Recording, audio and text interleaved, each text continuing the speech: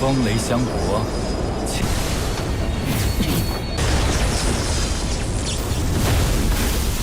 当然是什么都没看见。风神君，你帮着宝贝一根手指头，耽误爷的好事。嫁给我。荣登战力榜榜首。我叫纳兰云长。中意的话，抢过来就行。又在呼唤我。 Halo guys, balik lagi bersama Mimin from Zero. Di video kali ini Mimin bakalan kembali melanjutkan alur cerita Donghua berjudul Lingwu Dalu atau Lingwu Kontinen bagian ke-88 ya. Seperti biasa sebelum masuk ke recap ceritanya, buat kalian yang menonton video ini tapi belum subscribe, tolong di subscribe dulu ya guys. Dan jangan lupa nyalain lonceng biar nggak ketinggalan update terbaru dari channel From Zero. Playlist untuk Donghua ini juga udah tersedia bagi kalian yang baru aja bergabung dan belum nonton episode sebelumnya ya. Ya udah deh, nggak usah berlama-lama lagi, langsung saja kita ke recap ceritanya guys.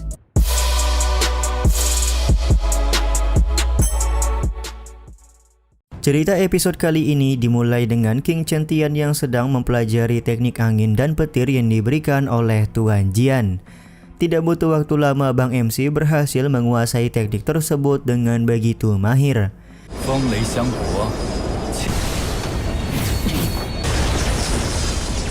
Tuan Jian pun langsung memberikan apresiasi serta menyebutkan kalau Chen-Tian merupakan praktisi yang mempunyai tubuh semua roh. Dia lekas menceritakan zaman dahulu ada seorang pemuda yang meridiannya sudah rusak ketika semua keluarganya mendapatkan pembantaian. Anehnya pemuda ini tidak mati dan malah berhasil membangkitkan 5 atribut di dalam tubuhnya. 5 atribut tersebut merupakan angin, petir, air, api, dan juga tanah. Dan pemuda tersebut dikenal mempunyai tubuh semua roh. Pemuda tersebut tidak hanya melakukan balas dendam, dia juga mengembangkan sifat iblis karena dia terlalu banyak membunuh. Diketahui pemuda tersebut berhasil membunuh 9 klan musuh dan mendapatkan julukan Raja Iblis Agung.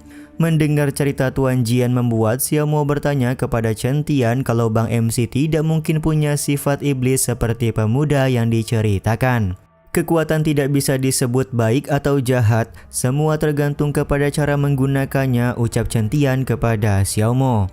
Karena sekarang Tuan Jian dan Tuan Ling sudah pulih, maka Bang MC segera mengajak mereka berdua untuk pergi ke kota kekaisaran. 大魔领主，关键看如何运用。去皇城。 Sementara itu di kota kekaisaran, tepatnya di pegunungan Yunwu, sedang terjadi sebuah fenomena aneh. Bersamaan dengan itu Chen-Tian berhasil menerobos masuk melewati gerbang yang dikawal ketat oleh penjaga. Para penjaga sama sekali tidak menyadari bahwa ada orang yang melewati gerbang karena Chen-Tian menggunakan kecepatan teknik petir. 当然是什么都没看见。 风神君， Chen-Tian juga mengakui kalau teknik yang ia gunakan ternyata begitu cepat dan kuat. Tuan Jian menjelaskan bahwa teknik yang digunakan oleh Chen-Tian saat ini hanya berupa 2 pecahan saja. Jika bisa mengumpulkan ke-5 pecahan teknik angin dan petir, maka Chen-Tian pasti akan jauh lebih hebat dari sekarang. Tuan Ling pun tertawa sembari berkata takutnya Chen-Tian akan menjadi orang yang tidak terkalahkan jika dia berhasil mengumpulkan 5 pecahan teknik angin dan petir. Di saat yang sama Chen-Tian merasa kalau cahaya yang keluar dari pegunungan Yunwu seperti memanggilnya untuk mendekat. Tuan Jian pun membuat asumsi kalau beberapa harta setelah terbangun pasti akan mengeluarkan cahaya serta memanggil calon pemiliknya untuk datang. Tampaknya Chen-Tian memang ditakdirkan untuk mendapatkan harta di pegunungan Yunwu. 之前的霞光升起时，有些宝物灵魂觉醒后， Tiba-tiba saja Chen-Tian mendengar adanya sebuah rombongan yang mendapatkan pengejaran dari seorang praktisi bernama Bo Langzong. Pasukan pengawal dari Tuan Putri meminta Bo Langzong untuk segera pergi karena mereka tidak berniat bersaing mendapatkan harta di pegunungan Yunwu ini. Akan tetapi Bo Langzong menolak karena menurutnya harta paling berharga saat ini berada di hadapan matanya yang tidak lain dan tidak bukan adalah Tuan Putri.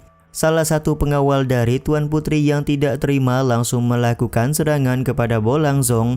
Akan tetapi Bolang Zong mampu mengalahkan pengawal Tuan Putri hanya dengan satu kali tebasan pedang saja. Ketika situasi Tuan Putri sedang terpojok, dia tidak sengaja menginjak kaki King Chen Tian yang kebetulan sedang berada di lokasi yang sama. Situasi ini pun membuat Bolang Zong merasa cemburu dan tidak sudi jika Tuan Putri disentuh begitu mudah oleh Bang MC. Karena Bolang Zong berniat menyerang, maka Chen Tian mau tidak mau harus meladeni dengan pertarungan. Chen Tian sendiri menyadari kalau Tuan Putri dan pengawalnya merupakan orang dari kota kekaisaran setelah melihat token giok yang mereka pakai. 你碰着宝贝一个手指头，让我爷的好事。 Sementara itu Bolang Zong berniat kembali melakukan serangan kepada Chen Tian, akan tetapi Chen Tian langsung menggunakan kekuatan konsepsi untuk membunuh Bolang Zong saat itu juga.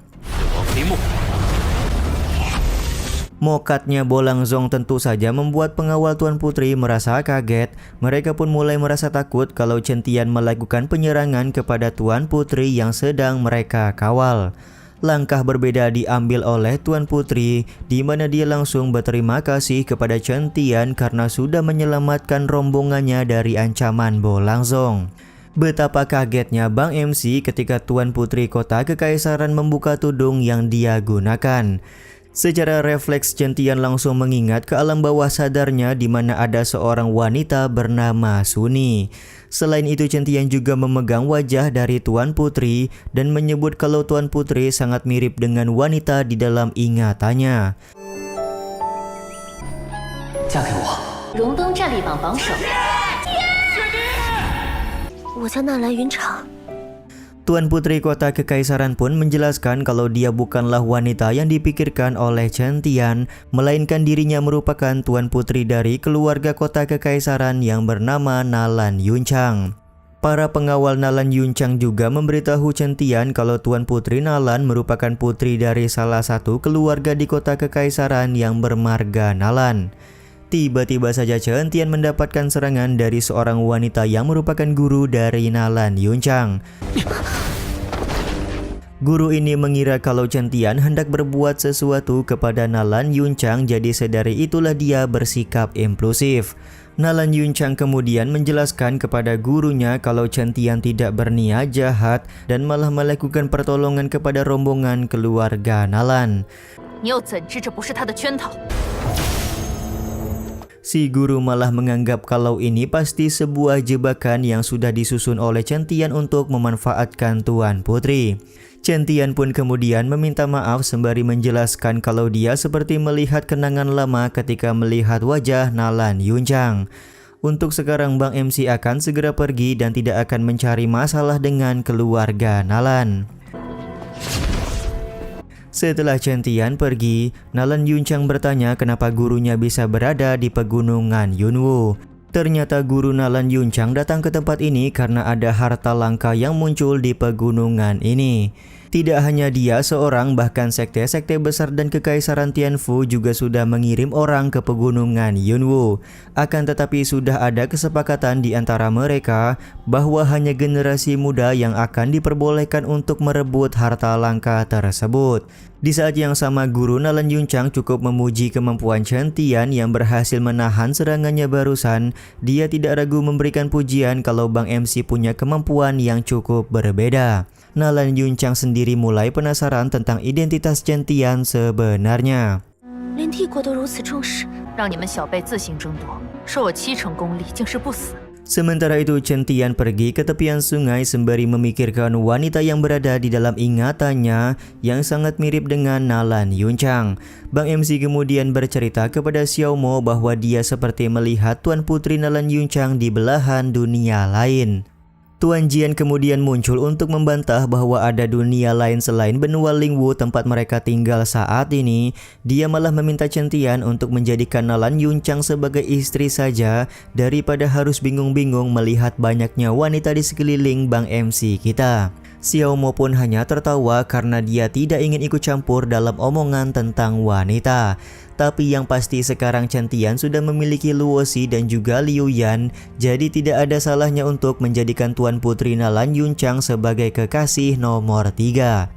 Tentu saja Chen Tian memilih tidak mendengarkan ucapan dari Tuan Jian dan Xiaomo sekarang. Tiba-tiba saja mereka juga dikejutkan dengan fenomena aneh yang terjadi di puncak pegunungan Yunwu. 中意的话，抢过来就行。又在呼唤我。 Benar saja munculnya fenomena aneh ini kembali memanggil Chen Tian untuk mendekat. Ternyata fenomena aneh tersebut disebabkan oleh kemunculan senjata surgawi yaitu pedang jiwa kaisar. Kemunculan dari pedang jiwa kaisar ini juga sekaligus menutup episode kali ini ya guys. Ya udah deh, sampai di sini dulu aja video kali ini. Mohon maaf jika masih banyak kekurangan dan kesalahan dalam penyampaian kata-kata ya. Terima kasih untuk kalian yang udah pada nonton dan jangan lupa subscribe serta nyalain loncengnya ya guys. Mimin selaku penulis narasi, tukang voice over dan tukang edit video pamit undur diri. Salam hangat, see you in the next video. Bye bye guys, see you next week.